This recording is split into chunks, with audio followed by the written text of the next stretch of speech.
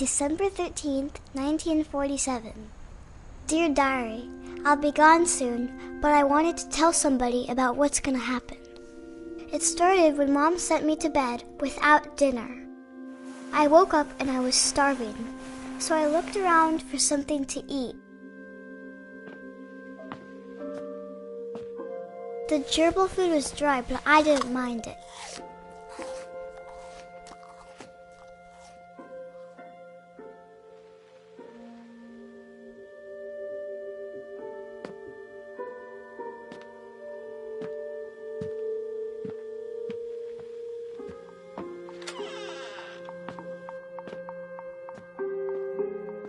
I kept eating and eating.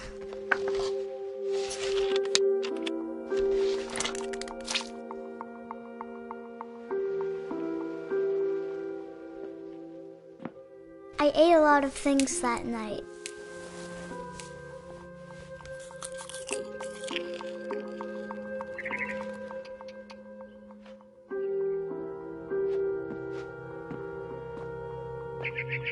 Then I heard chirping outside my window. It was a barn swallow going back to her nest. I reached out for her.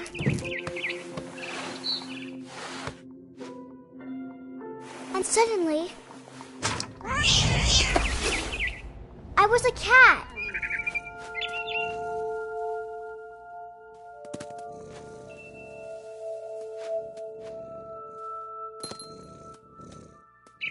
I tried to be quiet, but the bird was really scared.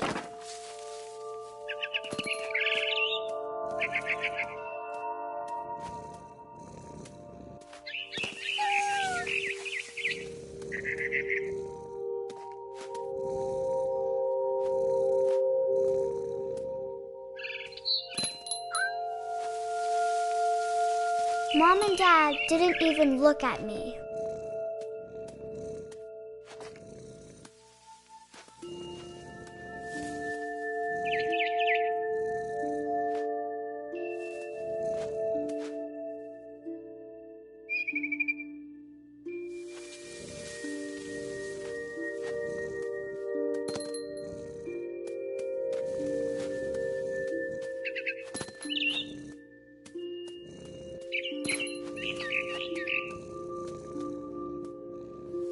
I jumped and I almost got her.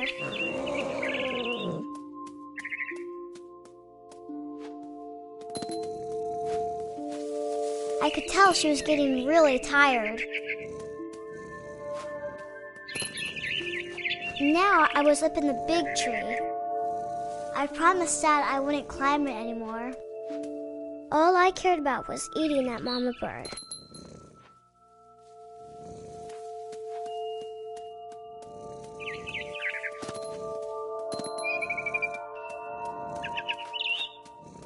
I gobbled her up. And suddenly, I was an owl. First, all I heard was the wind. Then I heard little teeth nibbling in the grass.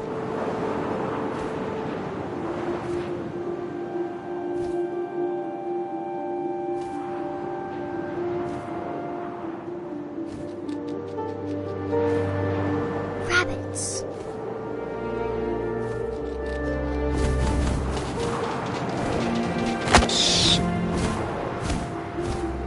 I imagined his face looking up and seeing mine through my talons. I swallowed him up, and I didn't chew one bit. Then I flew off to find something bigger.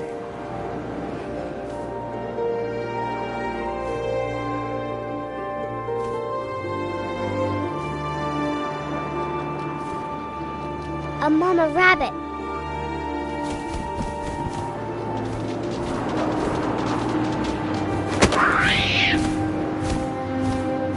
She was almost too big to carry. I started choking, but I couldn't stop eating. And suddenly, I was a shark.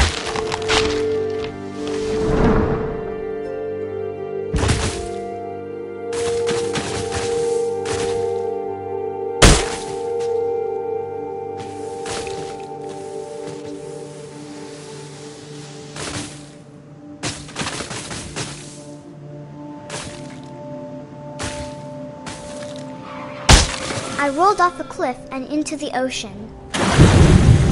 Now, I was hungrier than ever.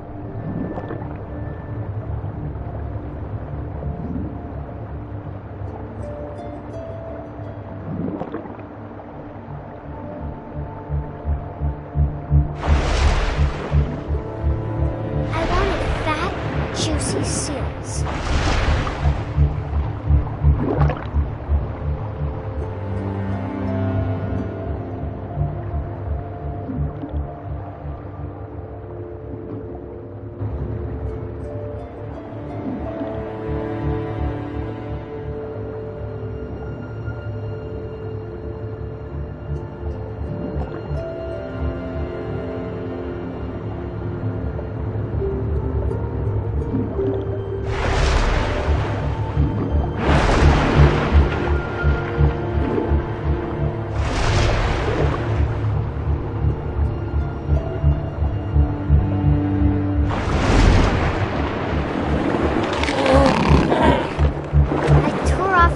And it tasted really good.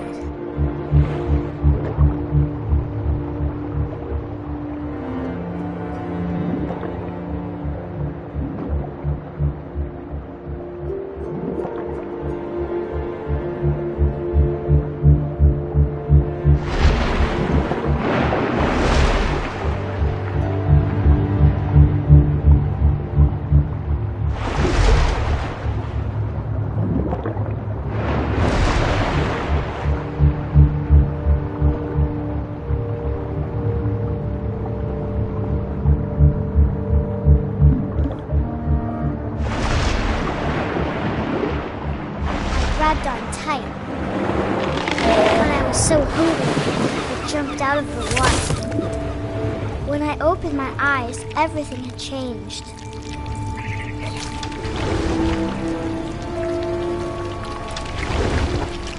Now I was a monster, and I smelled people everywhere.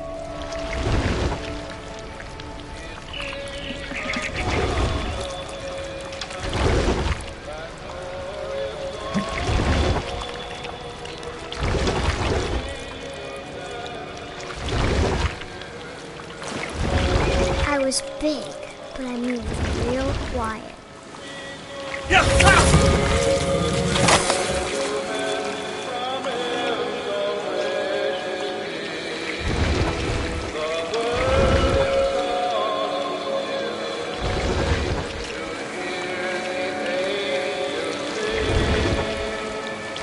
I wanted to stop, but also I didn't.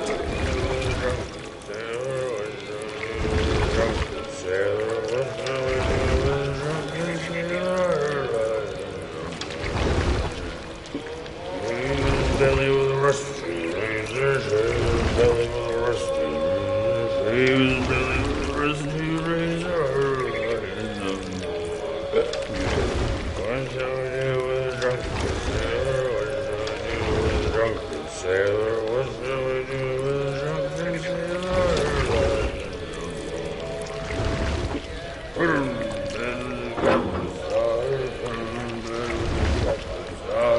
After the last passenger, I was still hungry. And across the water, I smelled something new. Something I had to have, so I swam towards it.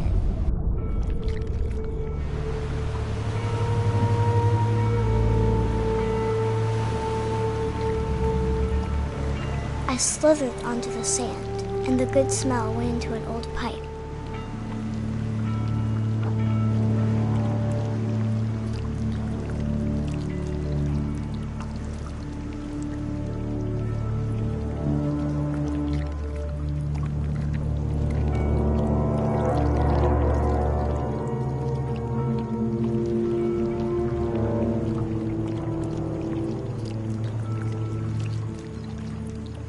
I got closer and closer.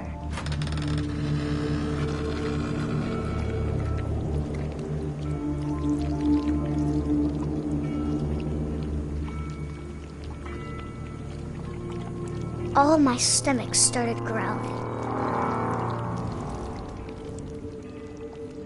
And suddenly, I was me again.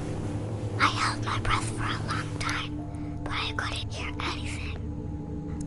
It's waiting for me to fall asleep. But it's not going to wait much longer. It needs to feed, and we both know I will be delicious.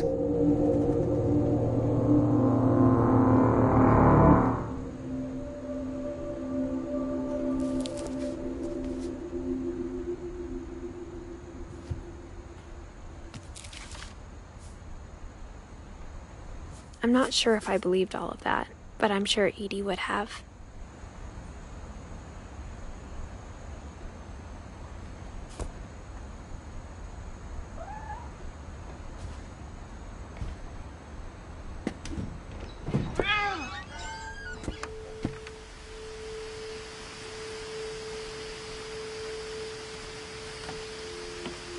This will be obvious later, but my mom never told me any of these stories. Edie would have, but Mom didn't like bringing up the past. Though, when we adopted a stray kitten, she was the one who named it Molly. I spent a lot of time in Great-Grandma Edie's room.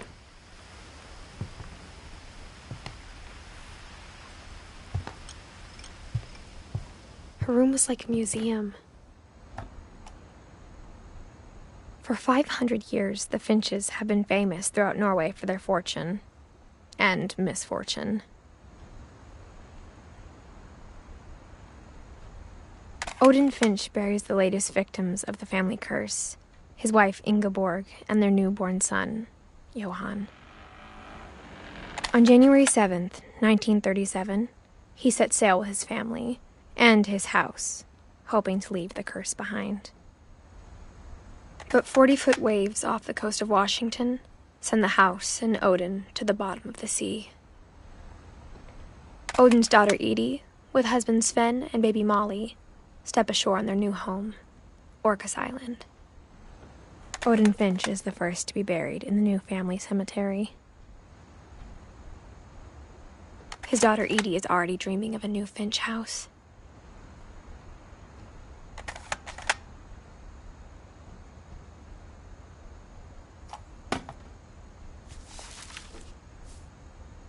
Whatever's wrong with this family, it goes back a long ways.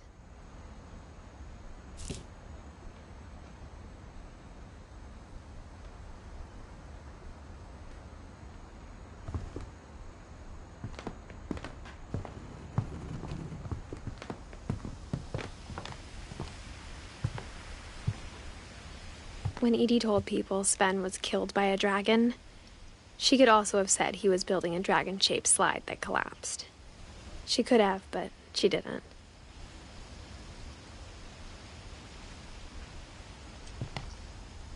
Even in her 90s, sometimes Edie seemed a lot younger than my mother.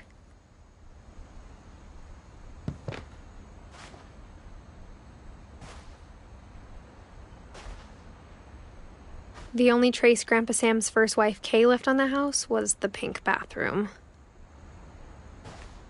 It was a pretty big trace.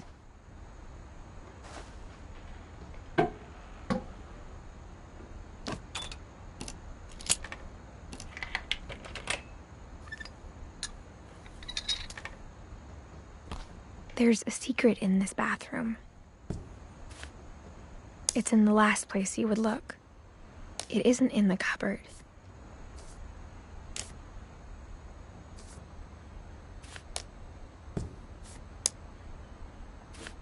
It's hidden in this book.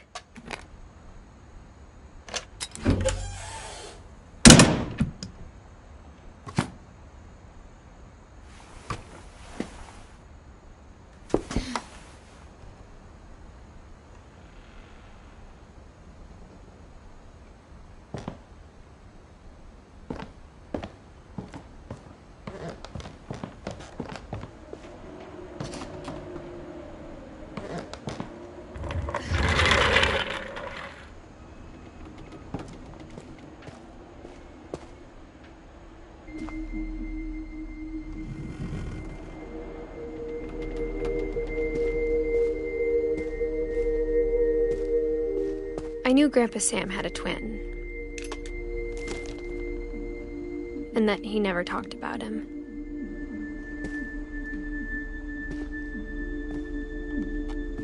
I guess my grandpa didn't like history any more than my mom did.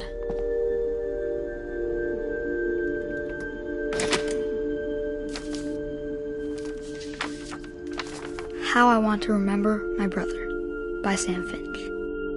The thing I remember is that when he made up his mind, that was it.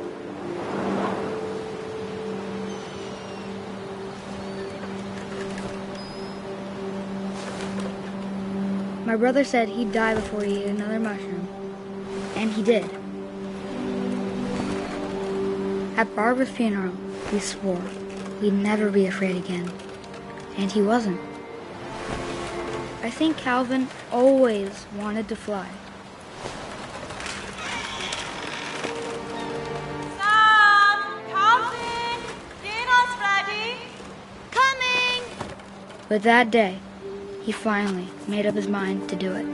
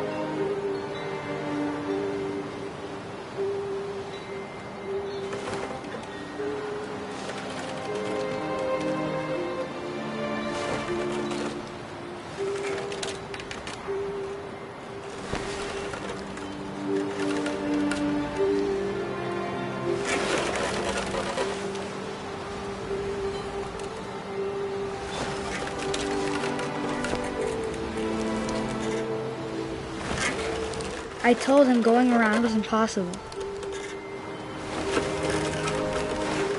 Maybe if I hadn't said that. Calvin, I'm not gonna tell you again. Maybe if the wind hadn't picked up. Then maybe he'd still be here. But I doubt it. I think he'd already made up his mind. That's what I want to remember about my brother.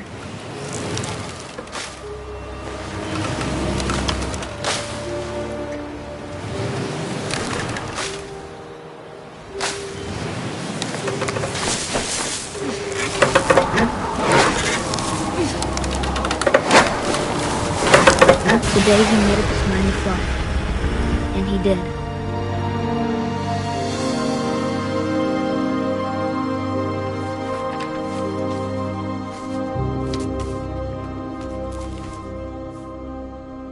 Calvin's story felt strangely familiar. When I was younger, I remember trying to do the exact same thing.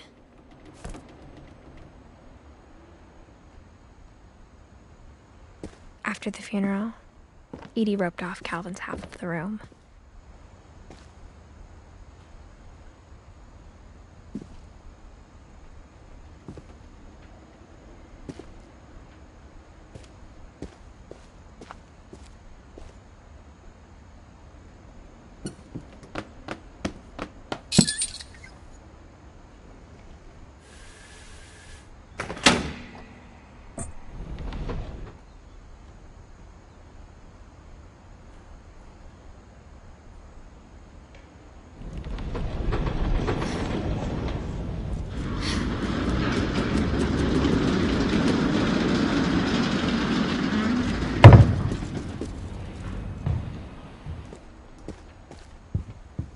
The passages were a pretty tight fit.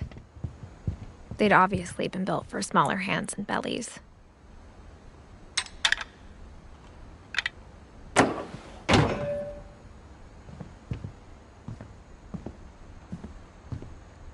Whenever people ask me about my family, the first thing they always want to know about is Barbara.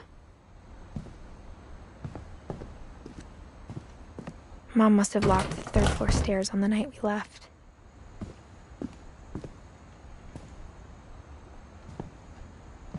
Edie's father, Odin, built the original house.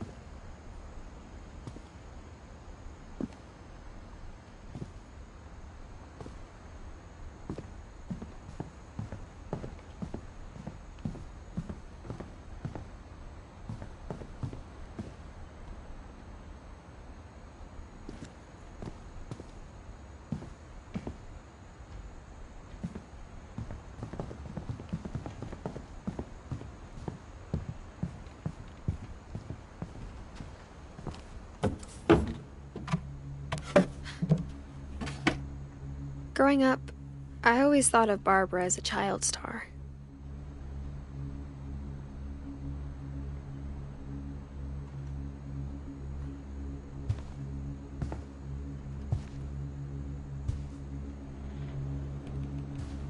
I never thought about how hard it must have been for her afterwards.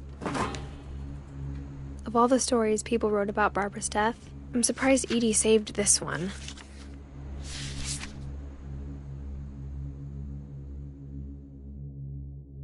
Old Jack here with another ghastly tale inspired by America's most unfortunate family. I'm calling it The Surprise Ending of Barbara Finch. As a child star, Barbara was famous for her scream. Now at 16, she was all washed up. A has-been.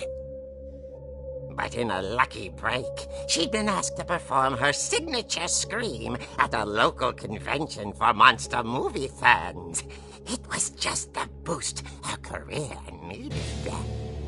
Unfortunately, her scream hadn't aged well. Getting better. I think you just need the right motivation. Her biggest fan and current boyfriend, Rick, was about to demonstrate when... Now that was a great scream. It was Barbara's father, Sven. He'd slipped into a table saw and had to be rushed to the emergency room. So Barbara got stuck babysitting her youngest brother, Walter. Her convention comeback was cancelled. Okay, I'm hearing frustration, but I'm not hearing terror. What if I tried... A gang of hoodlums in Halloween masks have been terrorizing Orcas Island tonight. Police are urging residents to... That came from the basement. You're right! Also, I loved your delivery on that. Why is your basement door locked? Because my dad likes making puzzles and secret passages. There's a key hidden in the music box. The secret is to keep winding and winding until finally the key pops out. Thanks, babe. I'll be back in a sec. 20 minutes later, Rick hadn't returned. So Barbara went to look for him, right on cue. She reached for the music box. And as she wound the key, she listened for Rick, but the house was silent.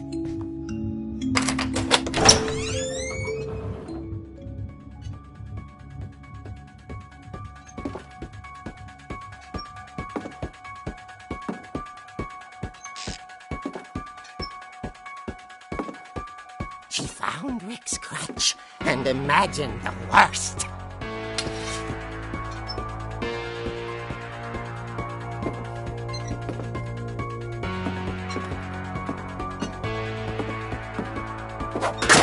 The gang's leader is the infamous Hookman killer, Dr. Carl Hamill, who impaled and then ate his family 10 years ago tonight.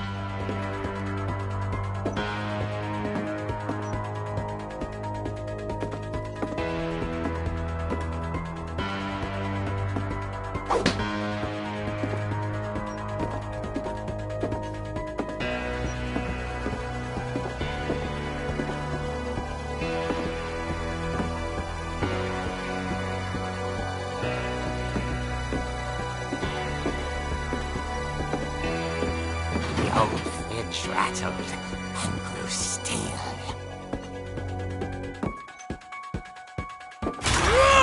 Oh dear!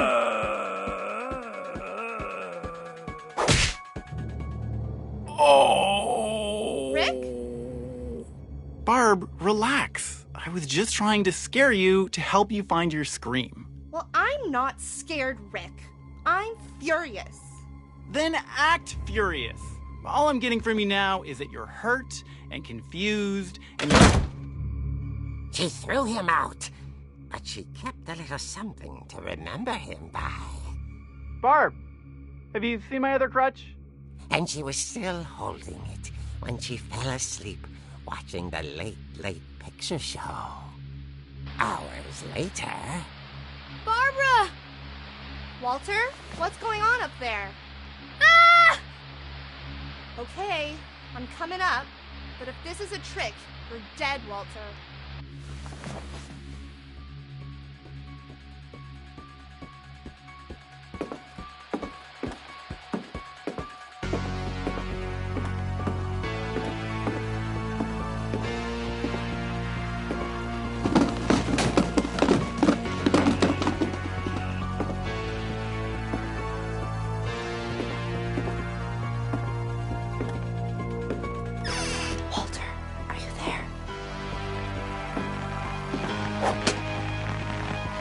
Walter had vanished, but his bedside radio was still on.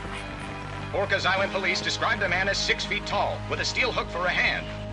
Residents are urged to lock all doors and windows and notify the police of any suspicious activity. Barbara turned, saw the hook man, and was speechless.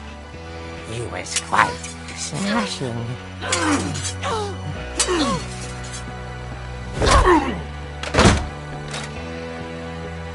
he was. He couldn't get enough of Barbara. Okay, Barbara, there's gotta be another way out of here.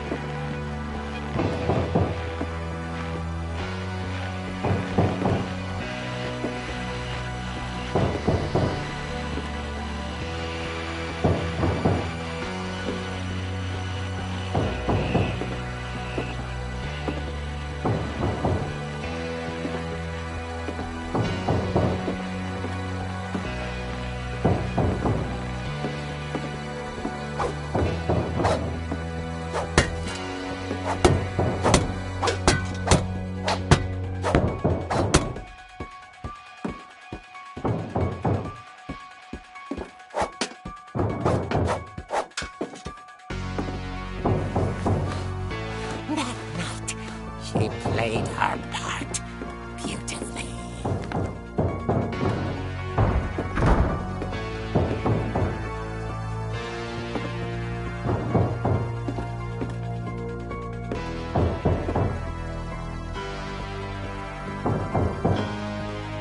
Molly's door hadn't been opened in years. The hinges groaned.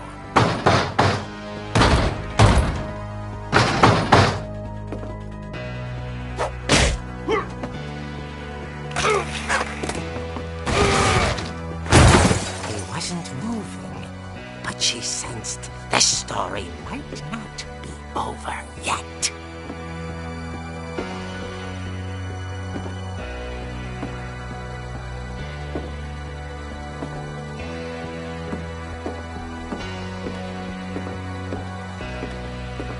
The hookman had vanished.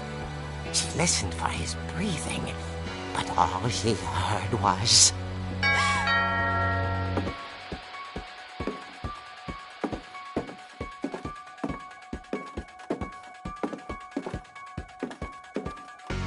At the door, she heard whispering.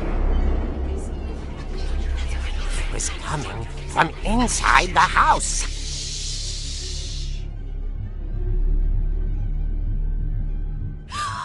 Oh dear. Surprise! Bravo, Bob! You were wonderful. The monsters had come to surprise her. For Barbara, it was a dream come true.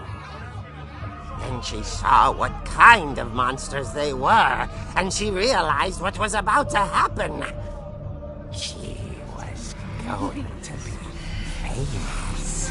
And with her final breath, Barbara Finch gave the performance of her life.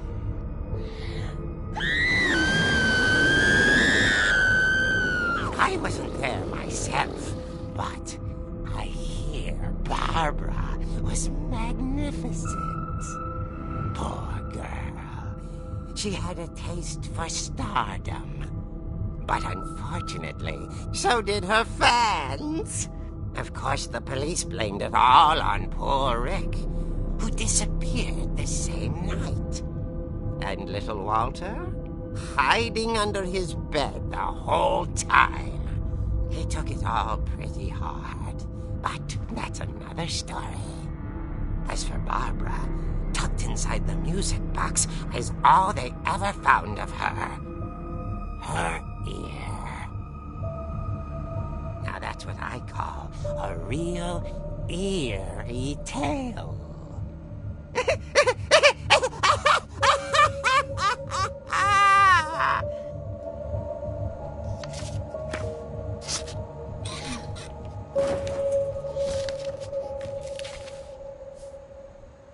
Edie told me all Barbara wanted was to be remembered, as absurd as that comic was. Maybe what Edie saw was a happy ending.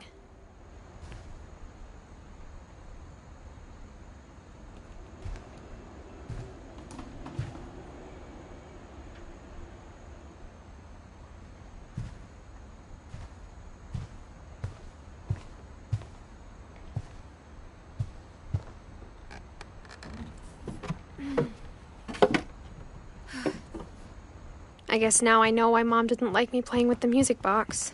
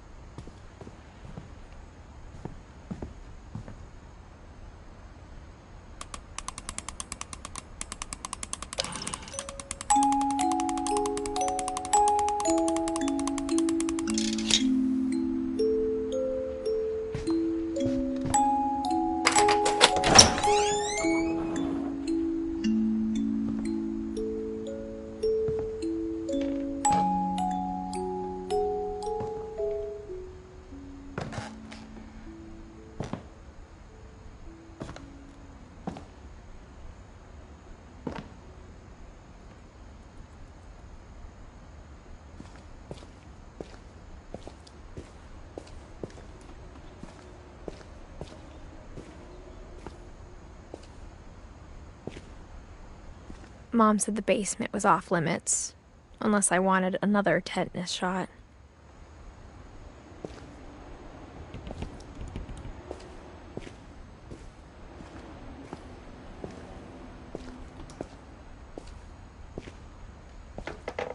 I saw Edie sneak down to the basement once, carrying packages. I thought maybe she was hiding presents. It turned out she was hiding a lot more than that.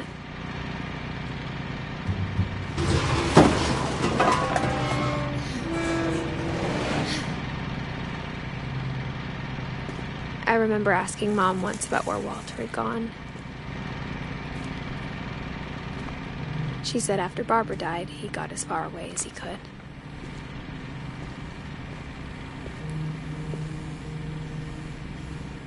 If there's a pattern in all these stories,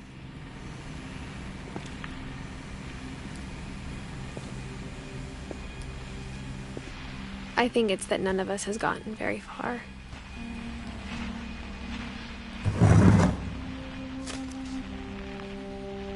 Goodbye, everyone.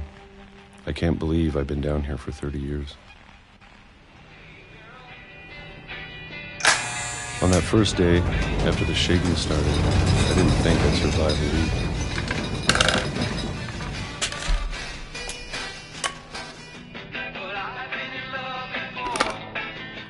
But after a few days, I settled into a routine. That's what kept me sane. Having a schedule, living for today. I always expected to be dead tomorrow. But if you wait long enough, you get used to anything.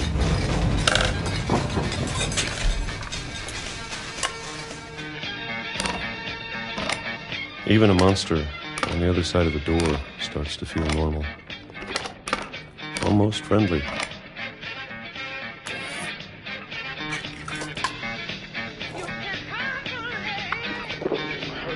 And then one day, everything just stopped. Whatever that thing was, it was gone.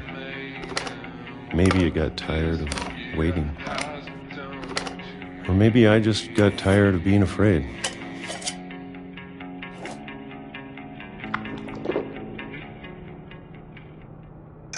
It's been a week now, the longest in 30 years. I'm done waiting. I have to leave while I still can.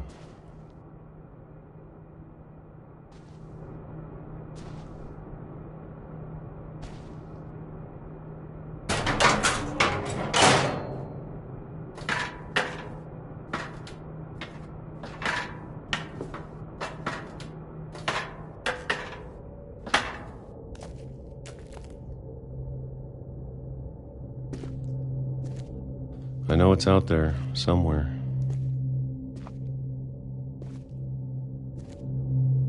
Whatever killed Barbara and Molly and Calvin.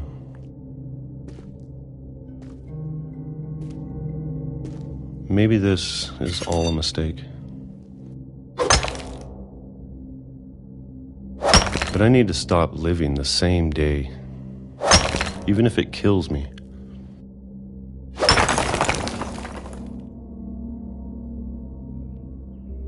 Whatever's out there, I want you to know I'm ready for it. I'm going to appreciate all of it, especially the food. I don't mind if I only have a year left, or a month, or a single week. I'd be happy with one new day. can already imagine the sun on my face.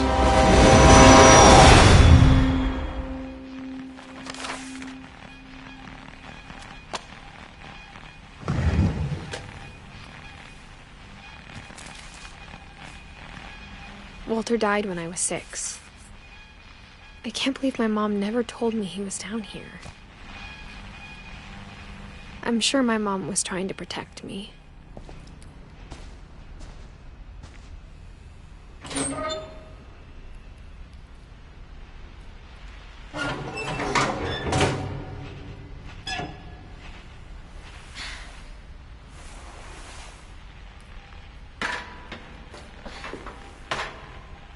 Maybe she was afraid I'd end up like Walter.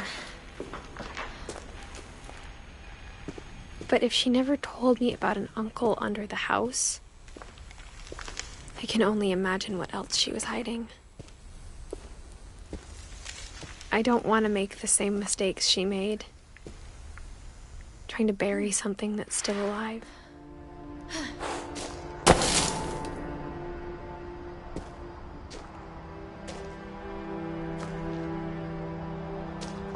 Now that there's only one of us left, or maybe 2, I thought it was time I heard the stories for myself and found out what happened to everyone else. But now I'm worried the stories themselves might be the problem. Maybe we believed so much in a family curse, we made it real.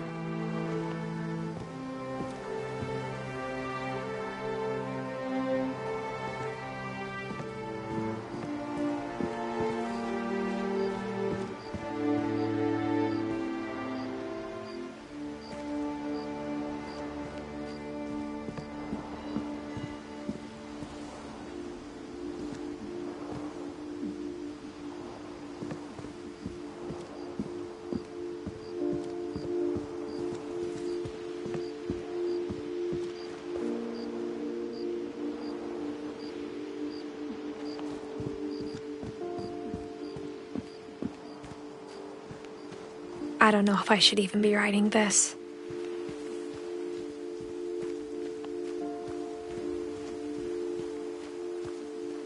Maybe it'd be better if all this just died with me.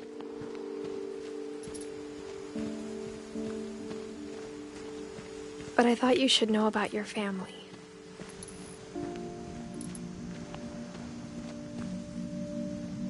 And the history you're a part of.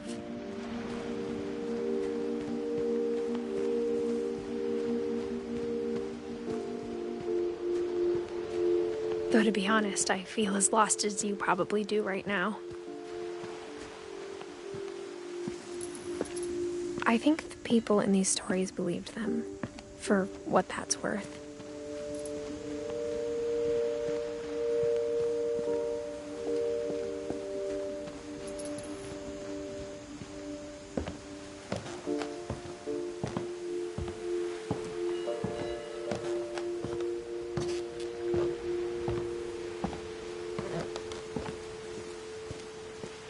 And when you look at the house, that history of imagination and stubbornness and madness, any of it seems possible.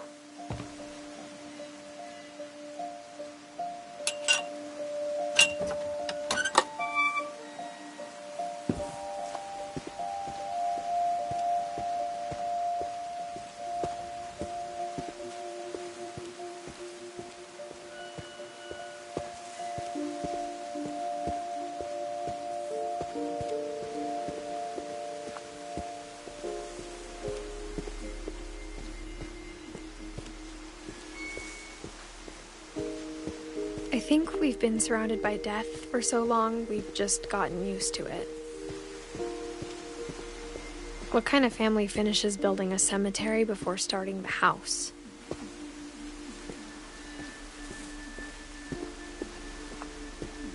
It's embarrassing for me to admit this, but the pet cemetery made me more uncomfortable than the human one. 3 of the gerbils are mine, and 2 had been my fault.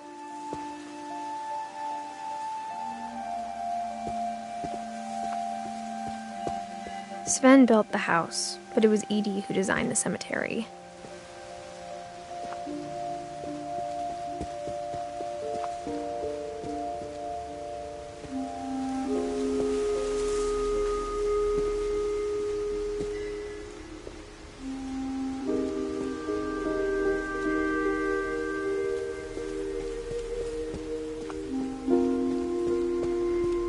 I'm sure Odin's monument had been Edie's idea.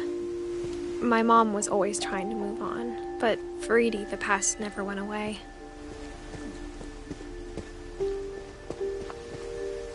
She could see it poking out of the water at low tide.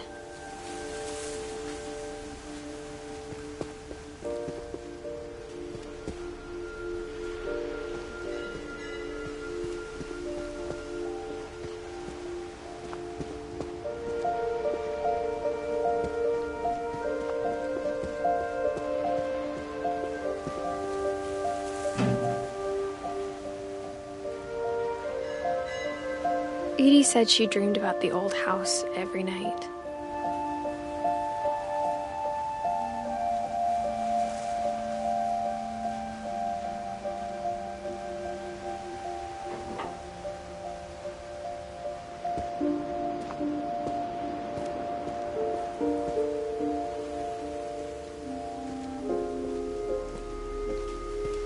Edie's side was always easier for me to understand.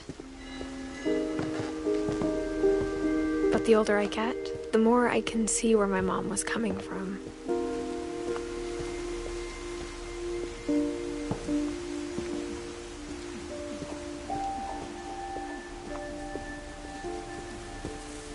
There's so many things I wish I could ask my mom now. Part of me thinks this is what she wanted all along. For me to come back someday and find everything out for myself.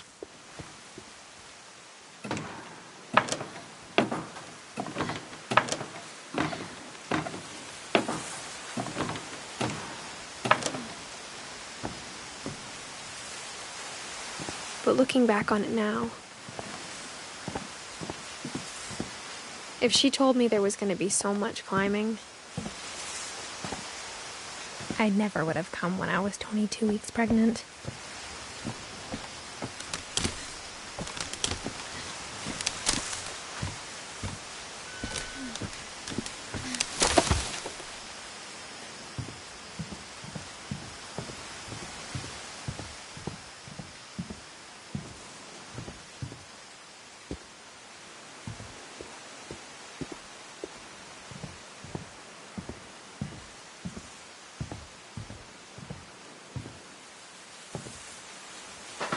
I never met Grandpa Sam, but I think he and my mom had a lot in common.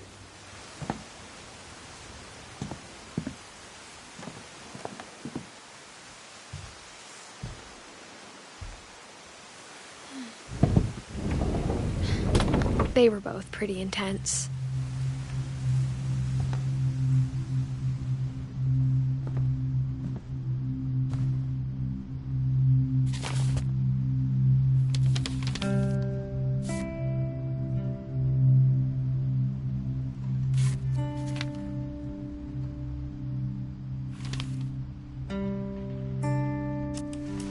Dawn, I promise, you'll never forget this weekend.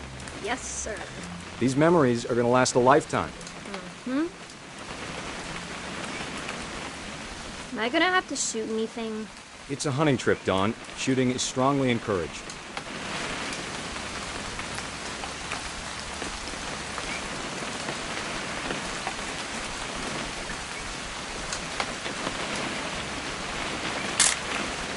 Shouldn't we be leaving? Just want to get a shot of you, Dawn, then we can take off. Not quite.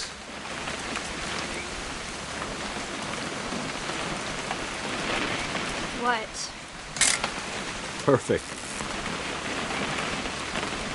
It's gonna rain the whole weekend, isn't it? Please just take the damn picture. Hey, language. I will never forget this weekend, Dad. Okay, got it. I'm gonna take some pictures, okay? Just be careful. That camera's older than you are.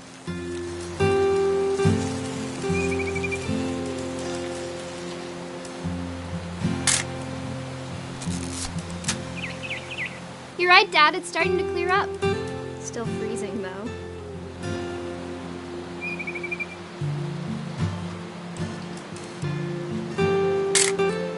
Aw.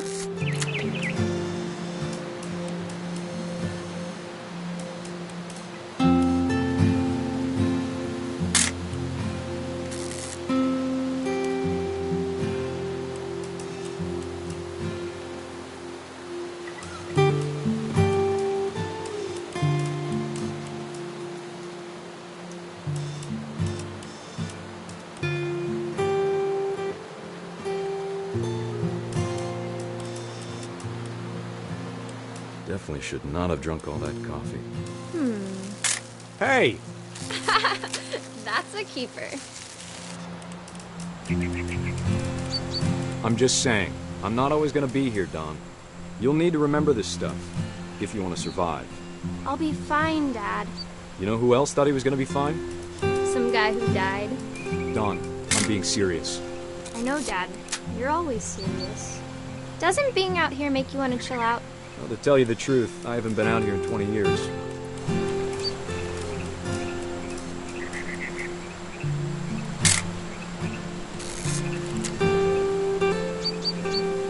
Last time I was with my brother Calvin. Dad! Good eyes, Don.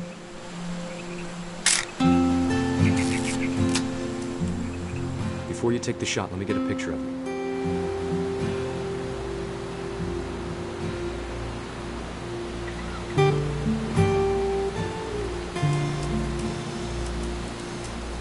Dad, I... Just breathe. Let me get behind you. Do I have to do this? Don, you don't have to do anything. But if you want to survive, you'll need to be strong.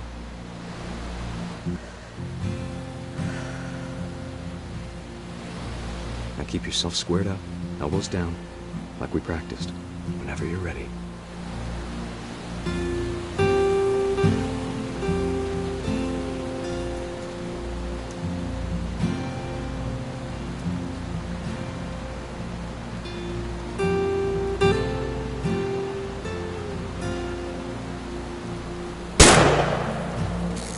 Great shot, Don!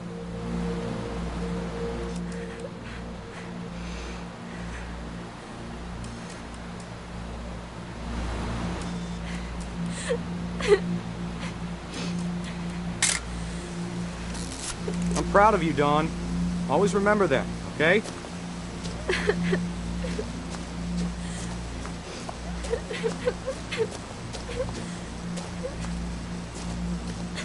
Dad, it's twitching. I think That's it's totally still... normal, Don. Just focus on the camera. Try not to think about... Dad!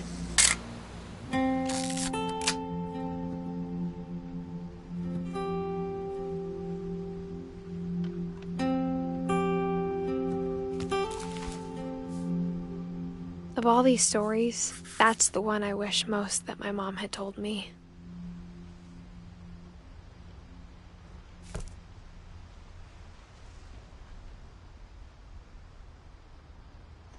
Sam spent his life shooting photos, but Mom said he got nervous being in front of the camera. I guess we're all afraid of something.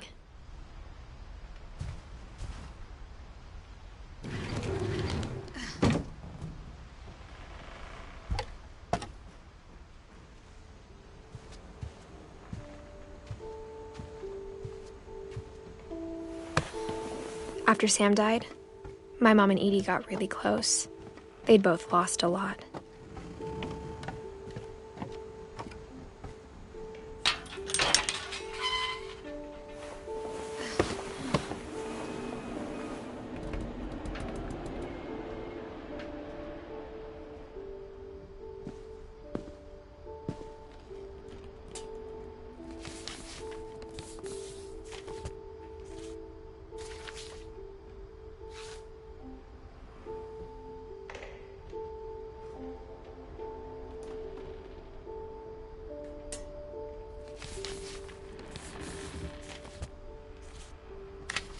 Dear Kay, do you remember the way Gregory used to laugh when he thought he was alone?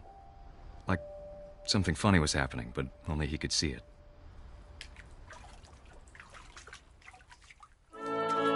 think he saw things the rest of us don't.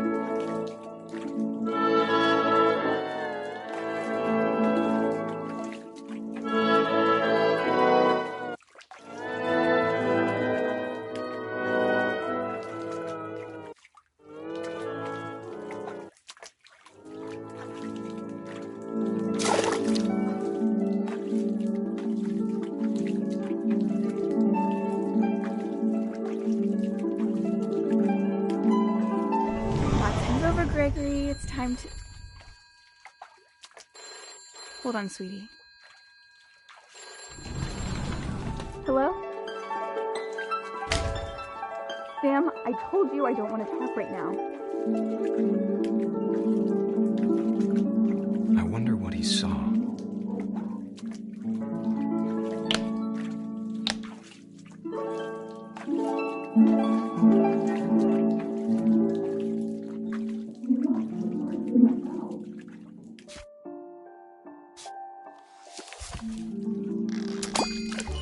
What his world was like. He reminded me so much of Calvin. Lost in his imagination.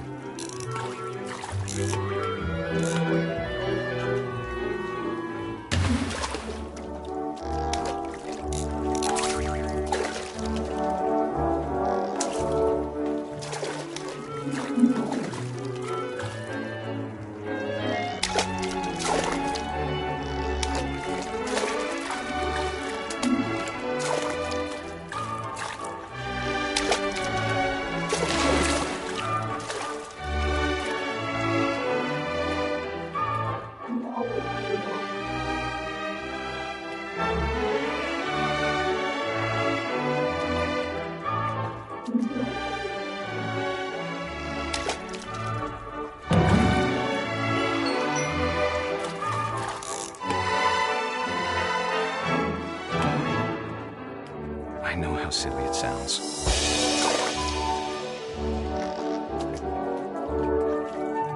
That I worried about a baby being too happy. But I could feel him slipping away. Sorry about that, Gregory.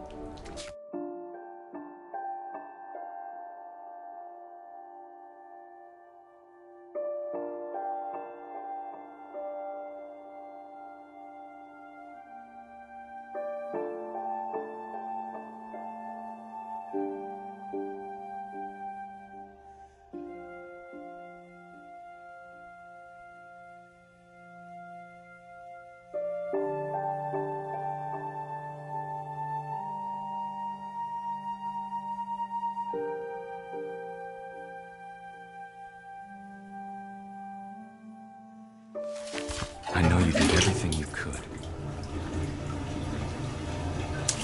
Maybe if I hadn't called that night. Damn it. Hold on, I don't want Gregory to hear this.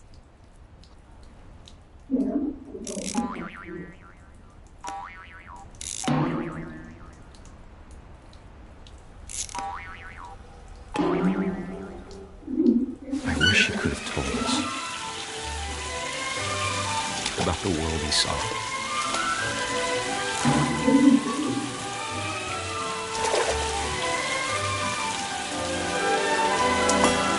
There's so much I don't understand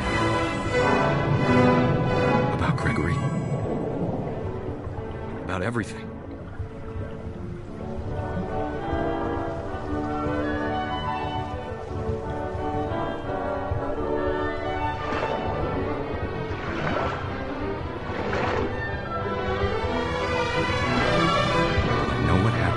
Isn't your fault.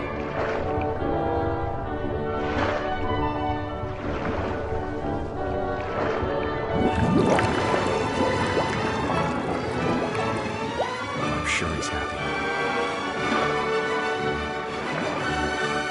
And he'd want you to be happy too. Good luck, Kay. Love, Sam.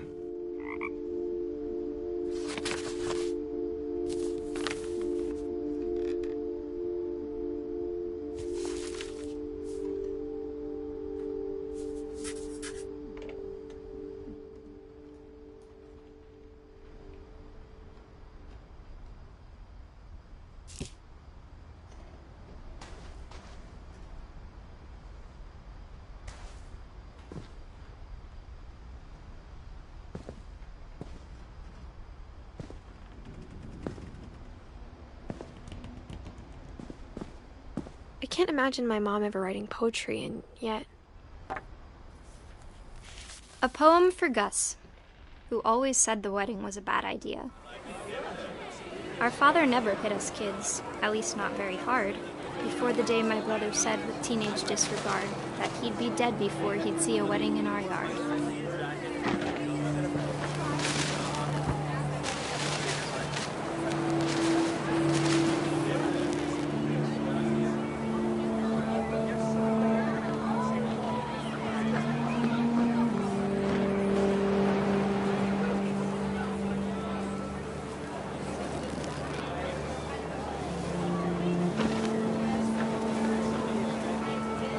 My father made him come, of course, but Gus stood far apart, just flew his kite and bottled up the storm inside his heart.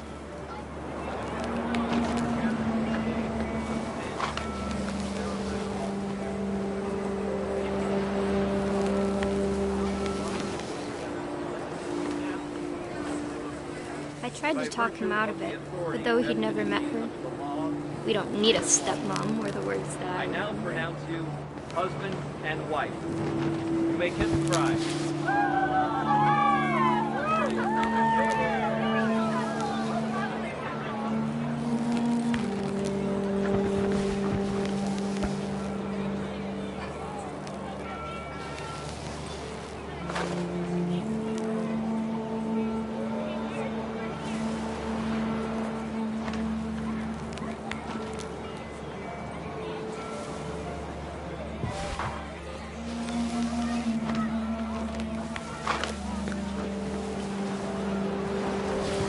When the time for photos came, Dad ordered him to come here. But Gus declined, and as a sign held up his middle finger.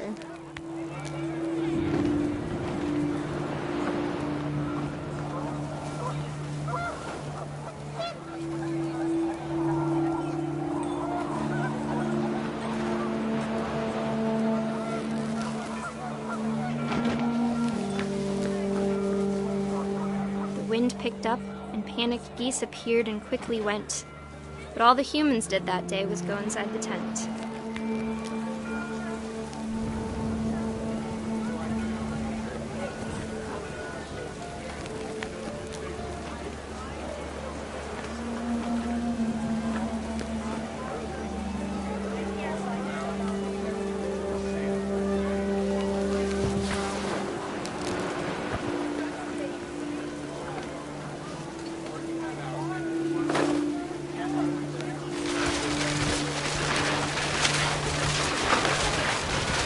Rain came down in buckets then, but no one seemed afraid that nature might destroy the tent our dad had crudely made.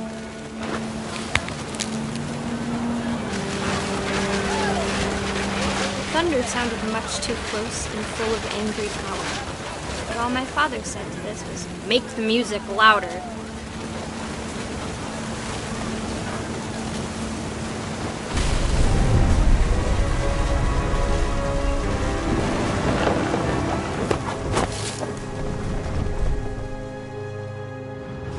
I wish that I could truly say I thought about you on that day. Out there on the beach alone, just you, the wind, the sea, and foam. But I didn't, until we found you.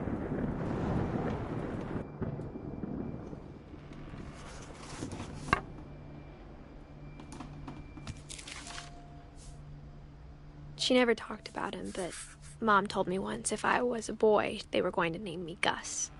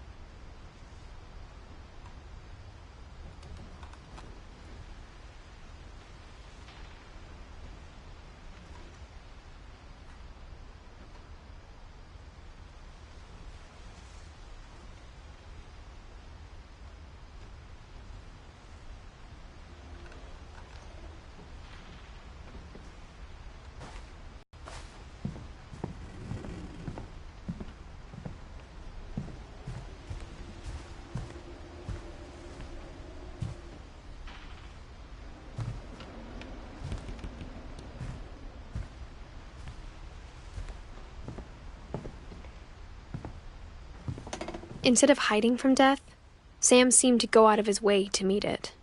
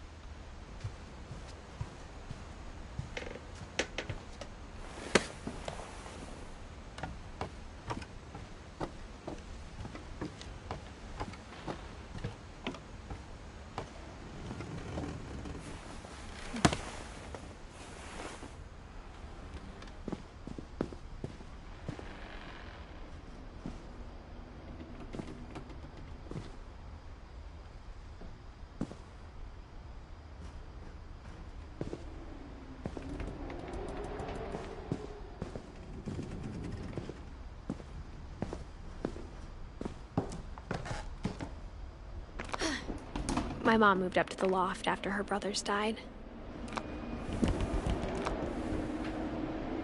At the time, it was as far away as she could get.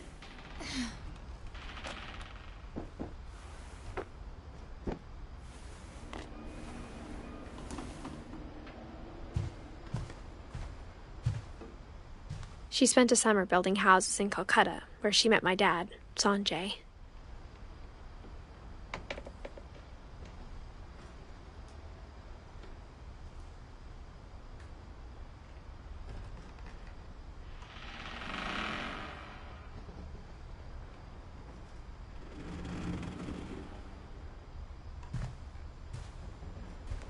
Religion was another thing my mom never talked about, but I think it helped her a lot after her dad died.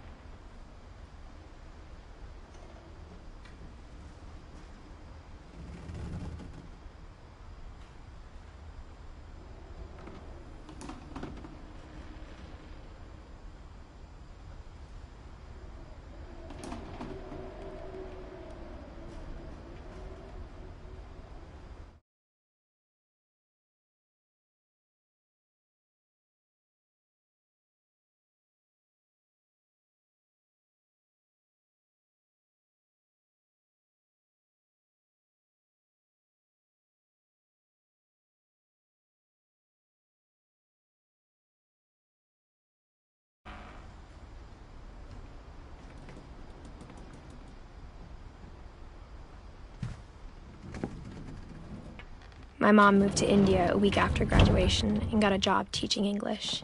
Louis was born a year later.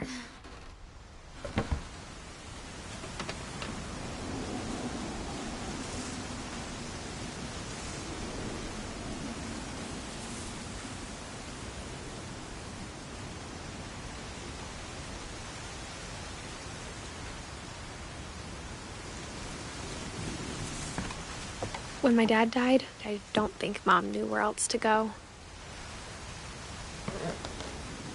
I'm sure Edie was happy to have her back.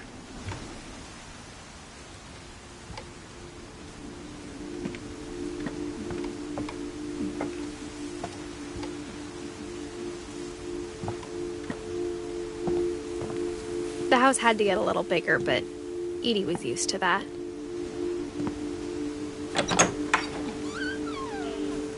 And for a while, things were good. Almost normal.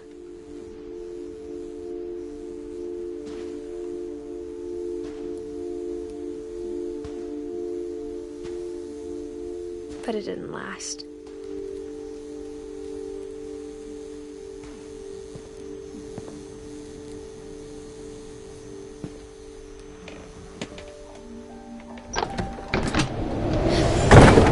The beginning of the end was Milton's 10th birthday, when Edie gave him a castle.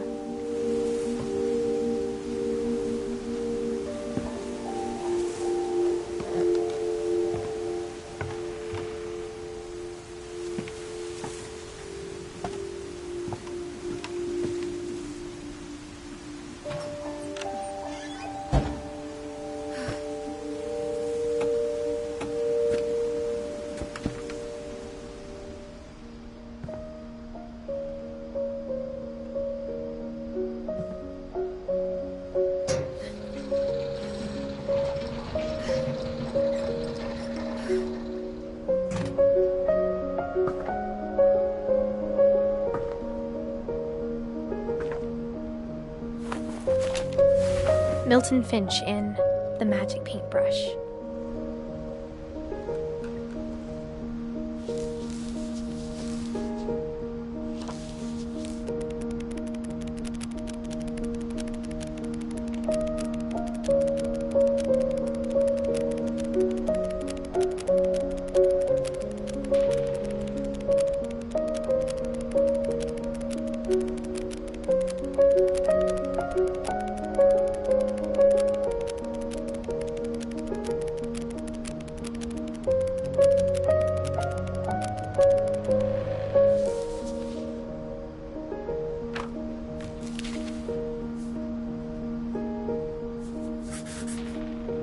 I was 4 when Milton disappeared.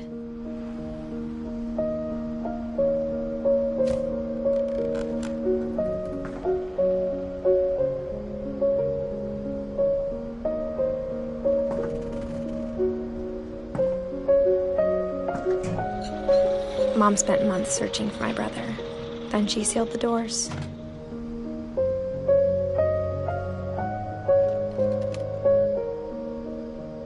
I think Edie was happy to finally have another painter in the family.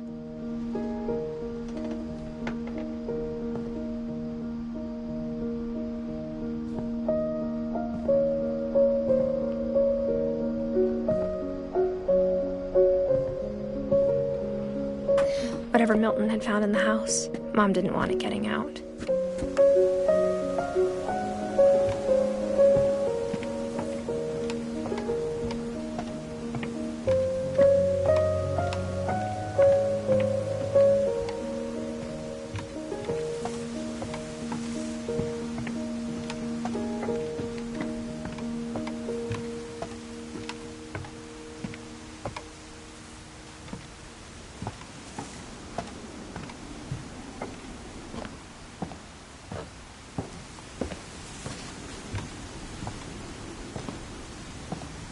Mom definitely blamed Edie, but I think Louis blamed himself.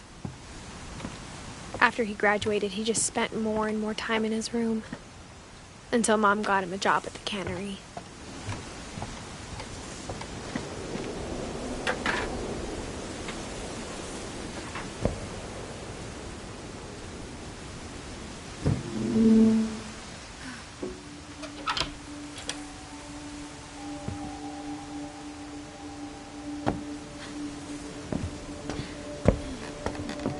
Lewis's room smelled very, very familiar. That part of him lived on.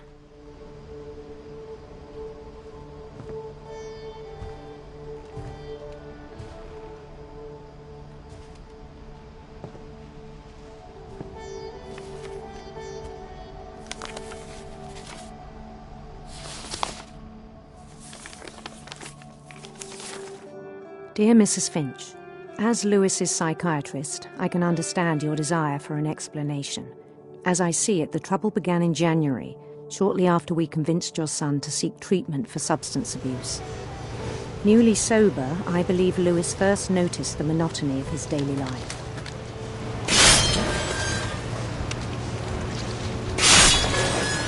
He kept working at the cannery. But he withdrew part of himself. In our sessions, I saw the same behavior. His mind began to wander.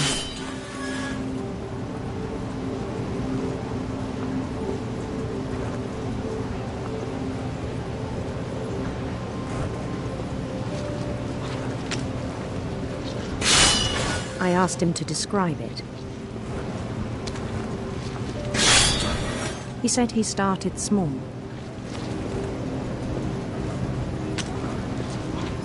Imagining a labyrinth. He'd feel his way about.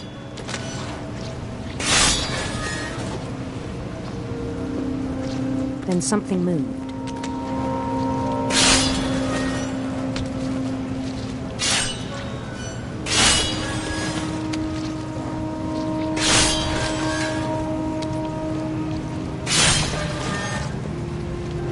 Bats and toads.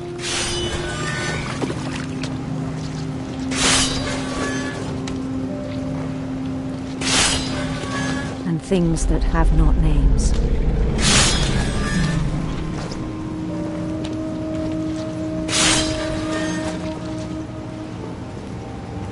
He knew it was all in his head.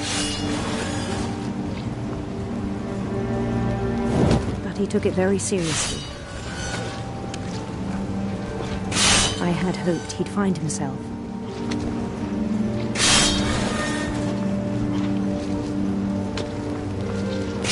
But he found something more.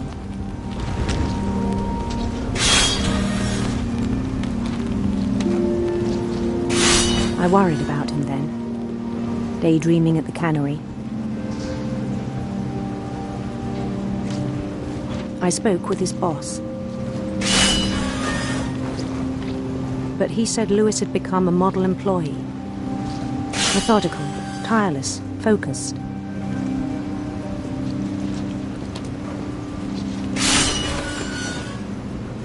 Like a whole new Lewis. So I let him go on.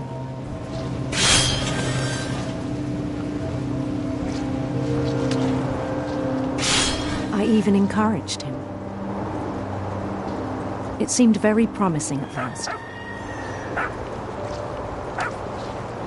He told me he'd made a new friend.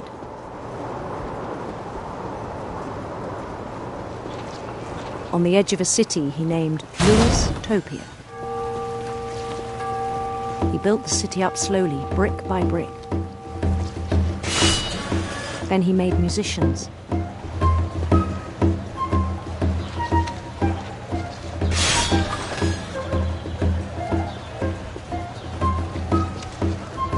And songs for them to play.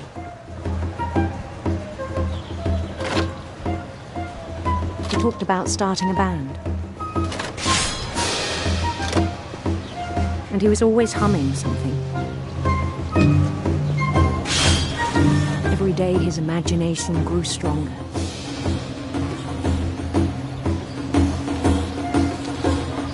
He no longer spoke at the cannery. But his chopping was as reliable as ever. Then one day it struck him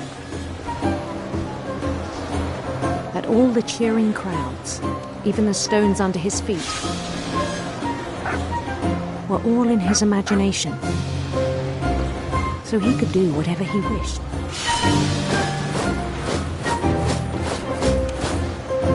he held an election for mayor. And he won. They begged him to stay, but his mind was already wandering.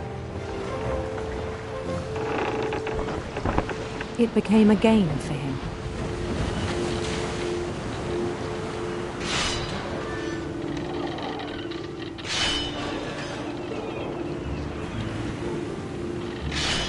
He'd conquer a city, then immediately push on.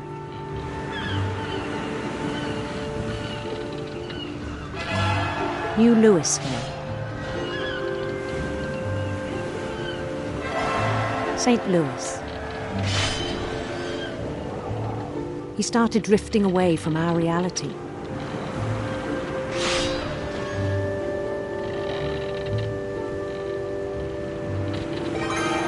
Minneapolis, until one day he forgot to go home from the cannery.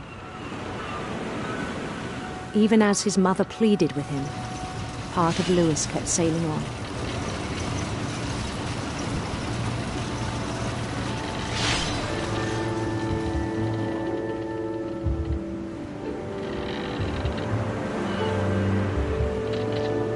In Louisburg, he heard rumors of a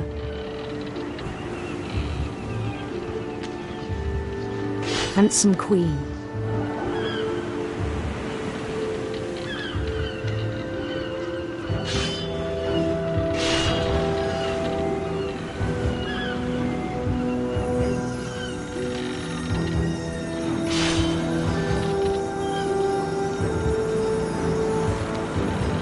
The queen was on her own quest for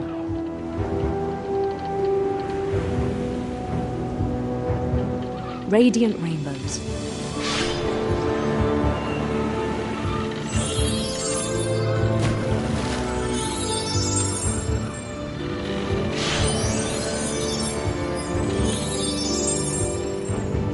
He followed the sound of her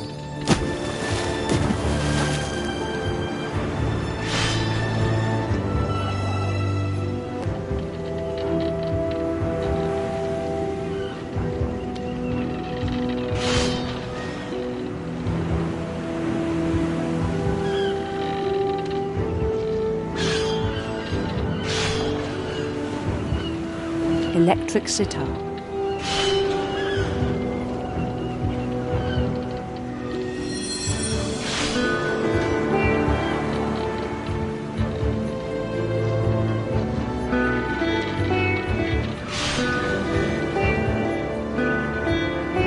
His chase led him to a golden palace east of the sun and west of the moon.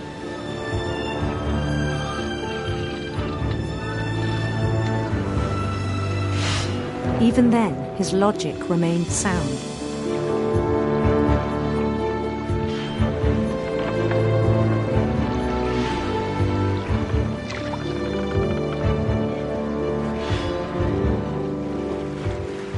He knew the world was all in his imagination.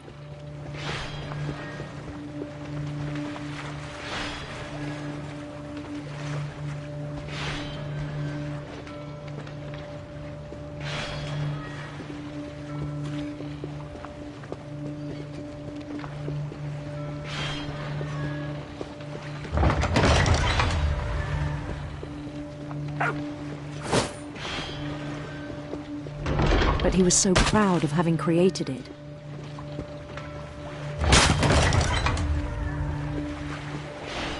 In his own eyes, he'd become something greater than a king.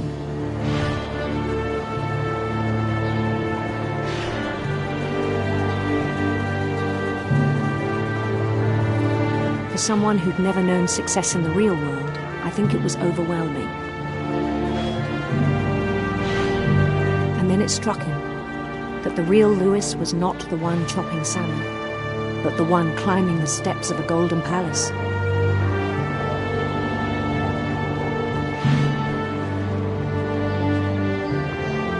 My imagination is as real as my body, he told me.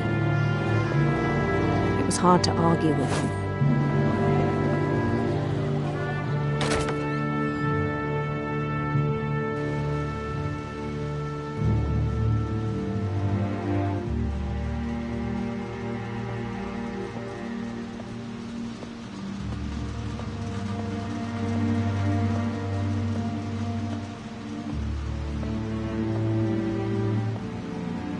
began to forget the world we know.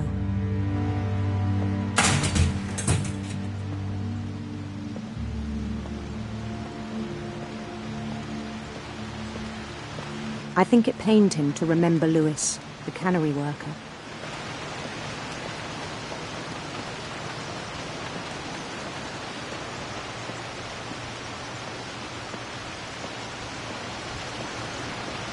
He began to despise the man with a royal contempt.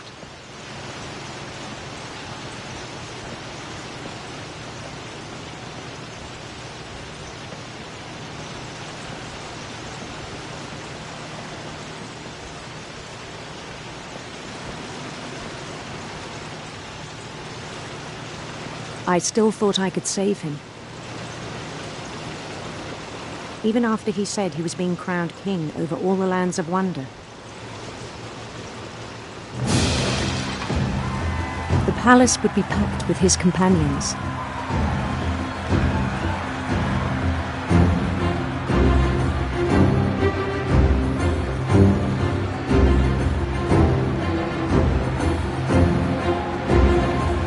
Including the wise Calico who had insisted on inviting him.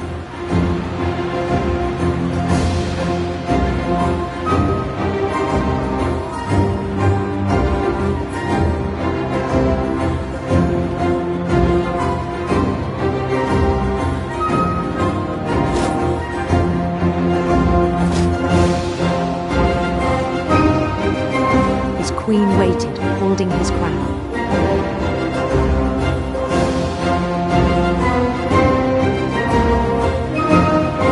There was only one thing left to do.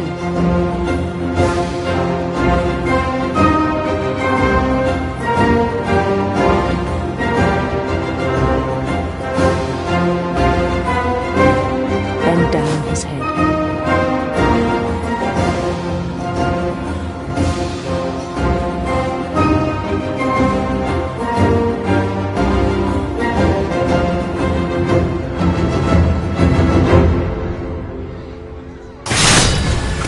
I think you know. Mrs. Finch, your son was a kind man who will be missed by all of us who knew him.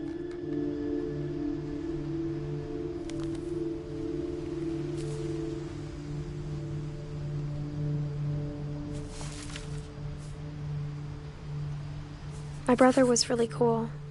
I wish you could have met him.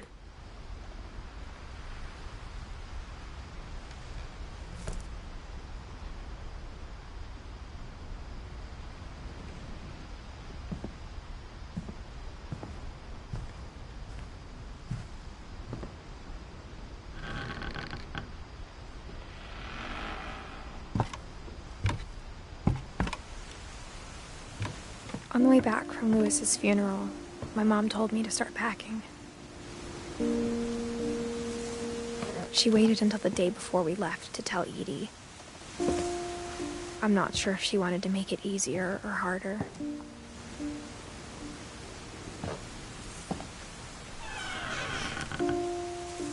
I wish we'd stayed. But I understand why we left.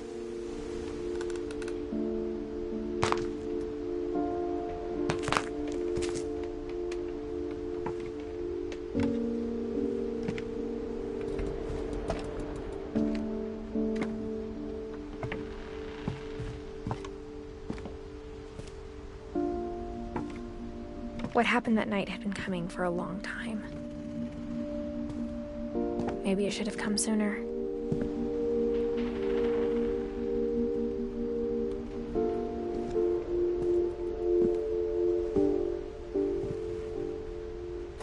But it had to end one way or another. All that's left now is to tell you about that last night.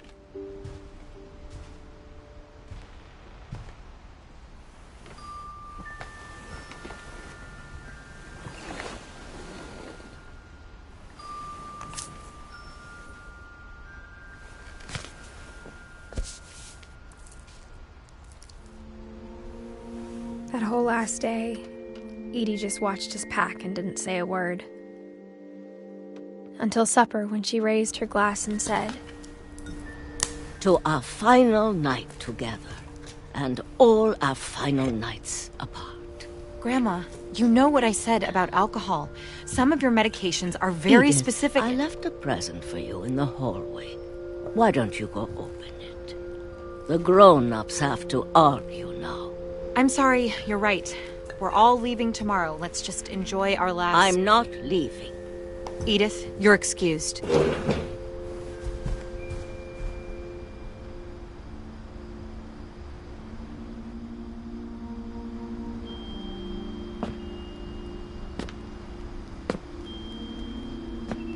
The power had been shut off that morning, but Edie always had plenty of candles. When my mom sealed the library, I don't think she knew about the other entrance. Or that Edie had a key to it.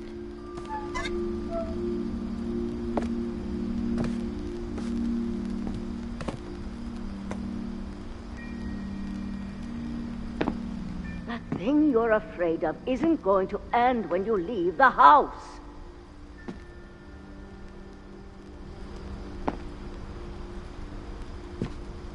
Edith has a right to know these stories. My children are dead because of your stories. I think it's best if Edith and I leave tonight.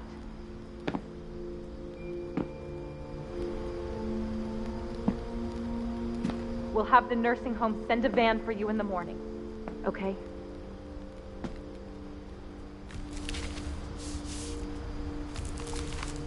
Dear Edith, there's so many stories I wish I could tell you, but there's only time for one.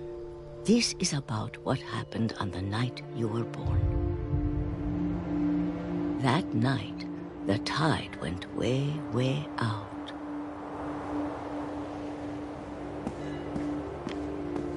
It was the first and last time I ever saw the old house aground. There'd been an earthquake out in the middle of the ocean. They called it the lowest tide in 1,000 years. God, it smelled awful. You know, I've seen that house every day of my life.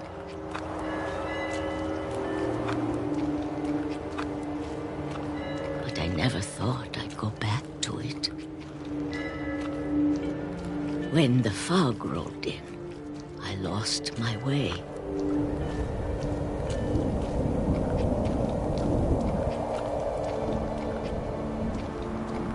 I got turned around.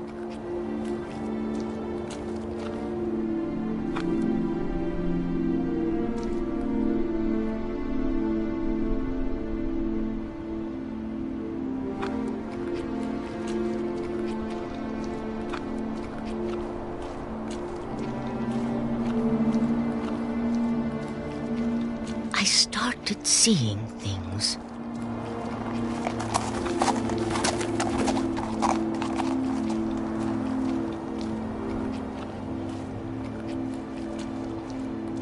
Things I'd forgotten had ever existed.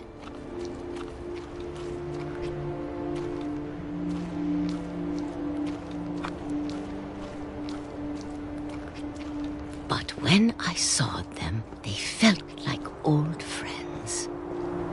That night, a lot of things came back to me. Or maybe I came back to them.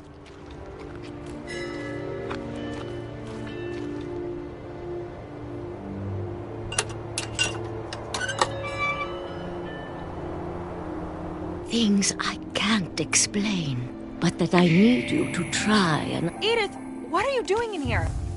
It's mine. Edith! Mom, you're gonna rip it! Let go!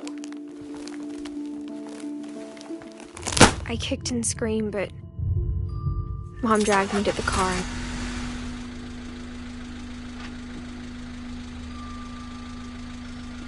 I never saw Great-Grandma Edie again. The next morning, the van came to pick her up, but she was already gone. After that, we moved around a lot.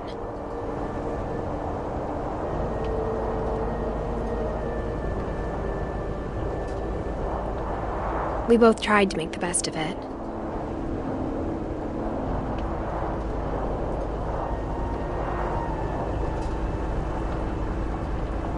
A few years went by.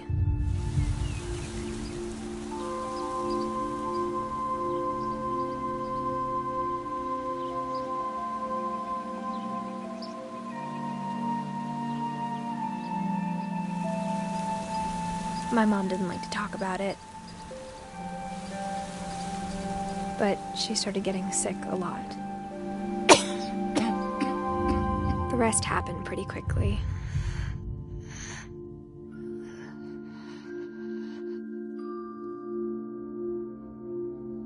She got better for a while,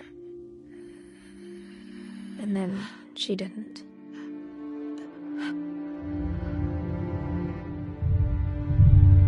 And then I was alone.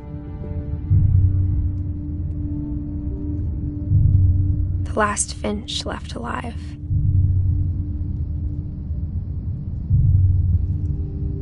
Until I found out about you.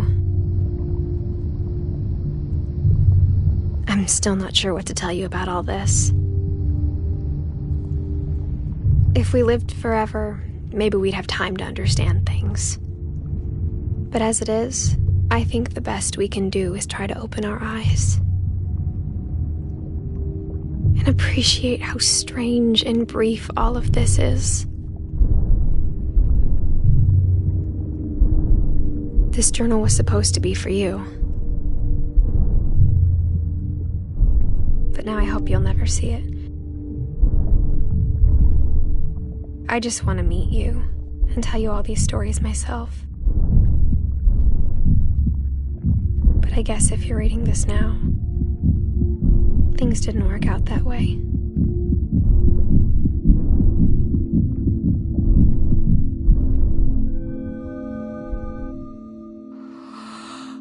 This is where your story begins.